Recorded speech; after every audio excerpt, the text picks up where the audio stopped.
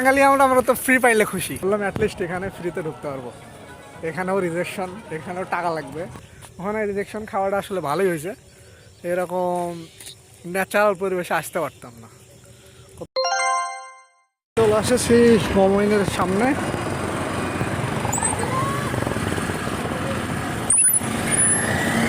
দেখা যাক ভিতরে ঢুকতে পারি কিনা। ইন আমরাও ইন করলাম।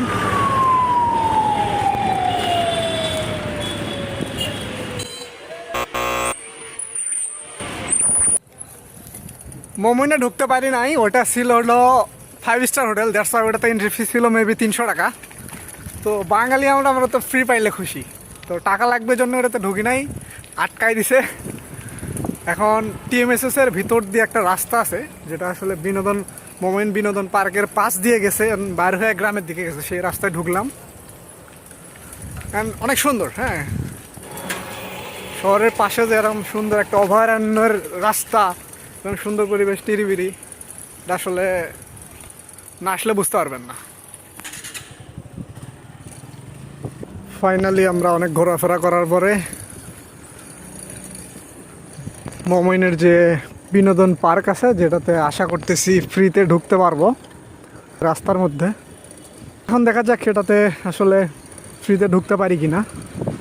ফ্রিতে ঢুকতে পারলে ঢুকবো, না হইলে আবার ব্যাক। গেটের সামনে চলে আসলাম। টিকিট এখানেও দেখে বোঝা যাচ্ছে যে এখানেও টিকিট লাগবে। টিকিট টিকিট টিকিট কাটাই তো মানুষজন ঢুকতেছে। এই যে টিকিট কাউন্টার, এটা কোনো কাজ হইল। ভাবলাম এখানে অ্যাটলিস্ট ফ্রিতে ঢুকতে পারবো, এখানেও ফ্রি নাই, এখানেও রিজেকশন, এখানেও টাকা লাগবে।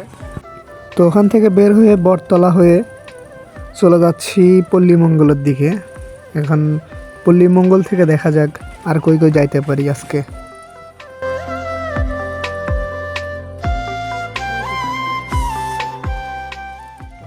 পল্লীমঙ্গল হাটে গিয়ে জানতে পারলাম পাশে নাকি সুন্দর একটা বিল আছে, তো সেখানে যাওয়া যাক।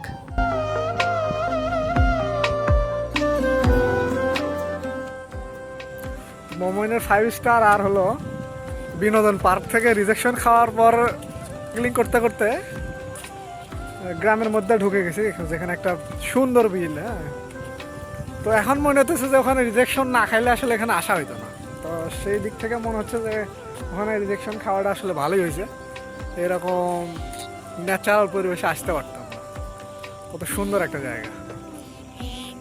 তো এটা হলো নুরুলের বিল। আপনারা যারা বিকেলবেলা, শহরের মানুষ বিকেলবেলা সময় কাটানো জায়গা পান না, অবসর সময়, তো তারা চাইলে আসলে অ্যাটলিস্ট সুন্দর একটা বিকেল কাটাতে পারবেন সন্ধ্যার আগ পর্যন্ত।